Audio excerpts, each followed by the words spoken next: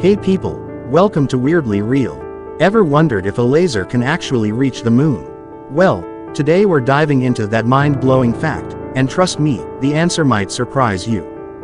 Yes, a laser light can reach the moon. The science behind this is absolutely fascinating, and it involves a perfect mix of physics, light, and distances so vast it's almost mind-boggling. Here's how it works. Laser light travels in a straight line, and because it's a focused beam of light, it doesn't spread out much over distances.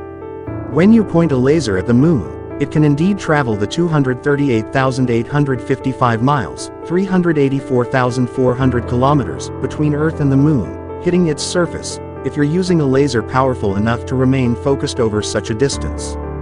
In fact, lasers have been used in scientific experiments for decades to measure the exact distance from Earth to the moon. The most famous experiment involves a laser beam being fired at retroreflectors left on the moon's surface by the Apollo missions and unmanned spacecraft. These retroreflectors bounce the light right back to Earth. By timing how long it takes for the laser light to travel to the moon and back, scientists can calculate the distance between the Earth and the moon with incredible accuracy. But here's the cool part. Even though the laser beam can make it all the way to the moon, it's incredibly faint by the time it gets there. So, no, you wouldn't be able to see a beam stretching up to the moon with the naked eye. However, with the right tools, like a powerful telescope and a sensitive camera, you could observe the laser light bouncing off the moon's surface.